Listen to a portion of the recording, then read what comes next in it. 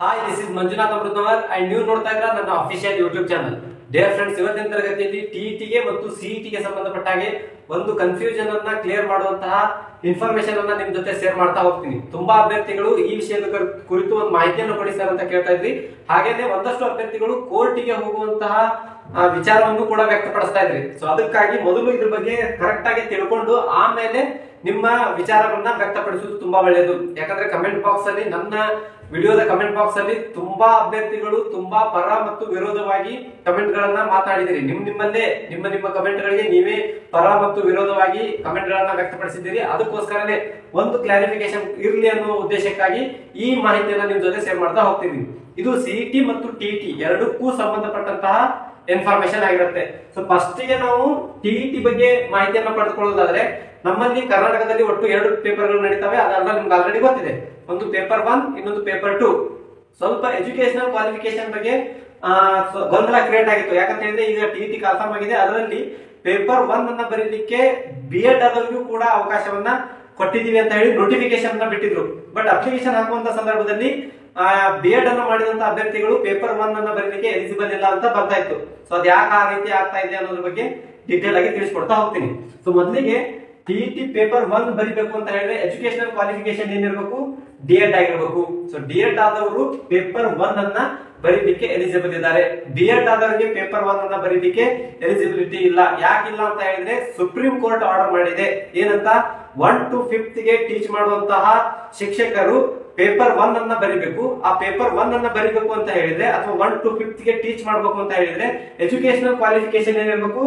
DEd ಆಗಿರಬೇಕು. BEd ಆದವ್ರನ್ನ ಅಲ್ಲಿ recruitment ಮಾಡ್ಕೊಳ್ಳೋ ಹಾಗಿಲ್ಲ ಅಂತ ಹೇಳಿ ಸುಪ್ರೀಂ ಕೋರ್ಟ್ ಆರ್ಡರ್ ಮಾಡಿದೆ. ಸೊ ಹಾಗಾಗಿ ಪೇಪರ್ 1 ಅನ್ನ ಬರೀಲಿಕ್ಕೆ ಎಜುಕೇಶನಲ್ ಕ್ವಾಲಿಫಿಕೇಶನ್ ಏನ್ ಮಾಡಿದ್ದಾರೆ? DEd ಅನ್ನ ಇಟ್ಟಿದ್ದಾರೆ. ಮೊದಲು TCS ಅಂತ ಇದ್ರು, ಈಗ ಅದನ್ನ ನಾವೇನಂತ ಕರಿತಾ ಇದೀವಿ? DEd ಅಂತ ಕರಿತಾ ಇದೀವಿ. ಇನ್ನ ಪೇಪರ್ 2 ಬಗ್ಗೆ ಮಾತನಾಡೋದಾದ್ರೆ, ಇಲ್ಲಿ ಒಂದು ವಿಷಯ ನಾನು ನಿಮ್ಗೆ ಕ್ಲಿಯರ್ ಮಾಡ್ಬಿಡ್ತೀನಿ. ಏನಂತ ಹೇಳಿದ್ರೆ, ಯಾರಿಗೂ ಕೂಡ ಇಲ್ಲಿ ಒಳ್ಳೇದಾಗಿಲ್ಲ, ಯಾರಿಗೂ ಕೂಡ ಕೆಟ್ಟದ್ದಾಗಿಲ್ಲ.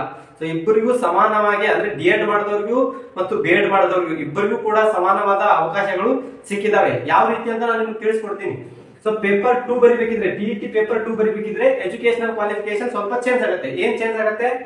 DEd ಮಾಡಿ ಅದ್ರ ಜೊತೆಗೆ ಡಿಗ್ರಿಯನ್ನ ಕಂಪ್ಲೀಟ್ ಮಾಡ್ಕೊಂಡಿದ್ರೆ, ನಾನೀಗ DEd ಮಾಡಿದ್ದೀನಿ, ಅದ್ರ ಜೊತೆ ಡಿಗ್ರಿಯನ್ನು ಕೂಡ ಕಂಪ್ಲೀಟ್ ಮಾಡಿದ್ದೀನಿ ಅಂತ ಹೇಳಿದ್ರೆ ನಾನು ಟಿಇಟಿ ಪೇಪರ್ 2 ಅನ್ನ ಬರೀಲಿಕ್ಕೆ ಎಲಿಜಿಬಲ್ ಇದ್ದೀನಿ ಅಂತ ಅರ್ಥ.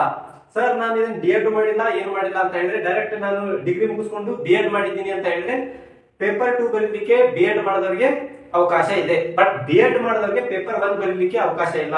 DEd ಮುಗಿಸಿ ಡಿಗ್ರಿ ಮುಗಿಸಿದ್ರೆ ಪೇಪರ್ 2 ಬರೀಲಿಕ್ಕೆ ಅವಕಾಶ ಇದೆ. ಈಗ BEd ದವರು ಕೇಳ್ತಾರೆ ಏನಂತ? ಸರ್, ನಾವು ಇಲ್ಲಿ ಪೇಪರ್ 2 ಬರೀಲಿಕ್ಕೆ ಮಾತ್ರ ಅವಕಾಶ ಕೊಟ್ಟಿದ್ದಾರೆ, ಪೇಪರ್ 1 ಬರೀಲಿಕ್ಕೆ ನಮಗೆ ಅವಕಾಶ ಕೊಟ್ಟಿಲ್ಲ. ಬಟ್ DEd ದವರಿಗೆ DEd ಮಾಡ್ಕೊಂಡು ಡಿಗ್ರಿ ಮಾಡ್ಕೊಂಡಿದ್ರೆ ಪೇಪರ್ 2 ಬರೀಲಿಕ್ಕೆ ಅವಕಾಶ ಕೊಟ್ಟಿದ್ದಾರೆ. ಇದು ಅನ್ಯಾಯ ಅಲ್ವಾ ಅಂತ ಹೇಳಿ ಕೇಳ್ತಾರೆ. ಇದು ಅನ್ಯಾಯ ಆಗಲ್ಲ. ಯಾಕೆ ಆಗಲ್ಲ ಅಂದ್ರೆ, ಇದು ಏನು ಎಲಿಜಿಬಿಲಿಟಿ ಟೆಸ್ಟ್ ಆಗಿರೋದ್ರಿಂದ ರಿಕ್ರೂಟ್ಮೆಂಟ್ ಅಲ್ಲ. ರಿಕ್ರೂಟ್ಮೆಂಟ್ ಗೆ ಬಂದಾಗ ಇಲ್ಲಿ 2 ಅವಕಾಶಗಳು ನಿಮಗೂ ಸಿಗ್ತವೆ, 2 ಅವಕಾಶಗಳು ಅವ್ರಿಗೂ ಸಿಗ್ತವೆ. ಇವರು ಅಂದ್ರೆ DEd ಮಾಡಿದವ್ರಿಗೂ ಕೂಡ 2 ಅವಕಾಶಗಳು ಸಿಗ್ತವೆ, BEd ಮಾಡಿದವ್ರಿಗೂ ಕೂಡ 2 ಅವಕಾಶಗಳು ಸಿಗ್ತವೆ. ಇಲ್ಲಿ ಏನೇ ಇರ್ಲಿ ಅದು, ಬಟ್ ಇಲ್ಲಿ 2 ಅವಕಾಶಗಳು ಸಿಗ್ತವೆ. ಸೊ ಯಾವ ರೀತಿ ಅವಕಾಶಗಳು ಸಿಗ್ತವೆ ಸರ್ ಅಂತ ಕೇಳಿದ್ರೆ, ಸಿಇಟಿ ಅನ್ನ ಬರೆಯುವಾಗ 1 to 5th ಅಂದ್ರೆ PSTR ಅಂತ ಏನ್ ಕರಿತೀವಿ, ಅದು 1 to 5th ಗೆ ಬಂದಾಗ ಎಜುಕೇಶನಲ್ ಕ್ವಾಲಿಫಿಕೇಶನ್ ಏನಾಗಿರ್ಬೇಕು? DEd ಆಗಿರ್ಬೇಕು. ಇದನ್ನ ನಾನು ಹೇಳ್ತಾ ಇಲ್ಲ, ಸುಪ್ರೀಂ ಕೋರ್ಟೇ ಆರ್ಡರ್ ಮಾಡಿರುವಂತದ್ದು. ಯಾಕಂದ್ರೆ ತುಂಬಾ ಅಭ್ಯರ್ಥಿಗಳು ಕೋರ್ಟಿಗೆ ಹೋಗೋದ್ರ ಬಗ್ಗೆ ಮಾತನಾಡ್ತಾ ಇದ್ರು. ಸುಪ್ರೀಂ ಕೋರ್ಟೇ ಆರ್ಡರ್ ಮಾಡಿದೆ ಅಂದ್ಮೇಲೆ ಮತ್ತೆ ನೀವು ಯಾವ ಕೋರ್ಟಿಗೆ ಹೋಗ್ತೀರಿ? ಸೊ ಹಾಗಾಗಿ 1 to 5th ಗೆ ಟೀಚ್ ಮಾಡಬೇಕು ಅಂತ ಹೇಳಿದ್ರೆ, ಸಿಇಟಿ ಅನ್ನ ಬರೀಬೇಕು ಅಂತ ಹೇಳಿದ್ರೆ ಪೇಪರ್ 1 ಕ್ವಾಲಿಫೈ ಆಗಿರ್ಬೇಕು, DEd ಆದವ್ರು ಆಗಿರ್ಬೇಕು. ಇಲ್ಲಿ BEd ಆದವರಿಗೆ 1 to 5th ಗೆ ಅವಕಾಶ ಇಲ್ಲ. ಸೊ ಅದೇ ತರ ಸಿಇಟಿ ಎಕ್ಸಾಮ್ ಅನ್ನ 6 to 8th ಬರೀಬೇಕು ಅಂತ ಅನ್ನೋರು ಕ್ವಾಲಿಫಿಕೇಶನ್ ಏನಿರಬೇಕು?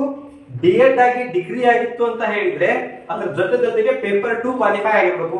6 to 8th ಗೆ ಎಕ್ಸಾಮ್ ಅನ್ನ ಬರೀಬೇಕು ಅಂದ್ರೆ GPSTR ಎಕ್ಸಾಮ್ ಅನ್ನ ಬರೀಬೇಕು ಅಂತ ಹೇಳಿದ್ರೆ DEd ಪ್ಲಸ್ ಡಿಗ್ರಿ, ಅದ್ರ ಜೊತೆಗೆ ಪೇಪರ್ 2 ಕ್ವಾಲಿಫೈ ಆಗಿತ್ತು ಅಂದ್ರೆ ಈ ಎಕ್ಸಾಮ್ ಅನ್ನ ಬರೀಬಹುದು. ಅದ್ರ ಜೊತೆಗೆ BEd ಆದವರು ಕೂಡ 6 to 8 ಎಕ್ಸಾಮ್ ಅನ್ನ ಬರೀಬಹುದು, ಅಂದ್ರೆ GPSTR ಎಕ್ಸಾಮ್ ಅನ್ನ ಬರೀಬಹುದು. ಕ್ವಾಲಿಫಿಕೇಶನ್ BEd ಆಗಿರ್ಬೇಕು, ಅದ್ರ ಜೊತೆಗೆ ಪೇಪರ್ 2 ಕ್ವಾಲಿಫೈ ಆಗಿರ್ಬೇಕು. ಈಗ ಒಂದು ಅವಕಾಶ DEd ದವರಿಗೆ 1 to 5th ಬರೀಲಿಕ್ಕೆ ಅವಕಾಶ ಸಿಕ್ತು, BEd ದವರಿಗೆ ಸಿಗಲಿಲ್ಲ. ಇಲ್ಲಿ DEd ದವರಿಗೂ ಸಿಕ್ಕಿದೆ, BEd ದವರಿಗೂ ಸಿಕ್ಕಿದೆ. ಆಮೇಲೆ ಹೈಸ್ಕೂಲ್ ಅಂತ ಬಂದಾಗ ಅದೇ ಸಿಇಟಿ ಅನ್ನ ಹೈಸ್ಕೂಲ್ HSTR ಅಂತ ಏನ್ ಕರಿತೀವಿ, ಆ ರಿಕ್ರೂಟ್ಮೆಂಟ್ ಸಂದರ್ಭದಲ್ಲಿ ಎಜುಕೇಶನಲ್ ಕ್ವಾಲಿಫಿಕೇಶನ್ ಏನಿರ್ಬೇಕು, B.Ed ಇರಬೇಕು. ಇಲ್ಲಿ D.Ed ಆದವರಿಗೆ ಅವಕಾಶ ಇಲ್ಲ. ಈಗ ನಾನು ಯಾವ ರೀತಿ ಅಂತ ಹೇಳ್ತೇನೆ.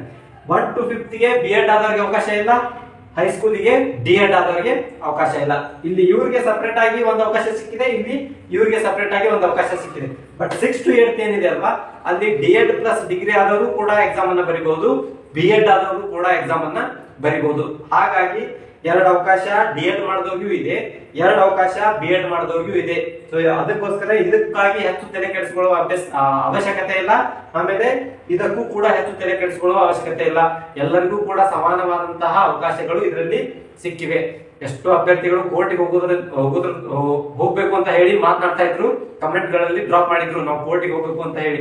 ಹಾಗೆ ಮಾಡೋದ್ರಿಂದ ನಿಮ್ಮ ಸಮಯ ಮತ್ತು ನಿಮ್ಮ ಹಣ ಎರಡೂ ವೇಸ್ಟ್ ಆಗುತ್ತೆ. ಇನ್ ಕೇಸ್ ನೀವು ಈಗ ನೋಟಿಫಿಕೇಶನ್ ಮಾಡಿದಾರಲ್ಲ ಸರ್, ಅಲ್ಲಿ B.Ed ಮಾಡಿದವ್ರಿಗೂ ಕೂಡ ಪೇಪರ್ 1 ಬರೀಲಿಕ್ಕೆ ಅವಕಾಶ ಕೊಟ್ಟಿದ್ದಾರೆ, ಅದ್ರ ವಿರುದ್ಧ ನಾವು ಕೋರ್ಟಿಗೆ ಹೋಗ್ತೀವಿ ಅಂತ ಹೇಳಿದ್ರೆ ಏನು ತಲೆ ಕೆಡಿಸ್ಕೊಳ್ಳೋದಿಲ್ಲ.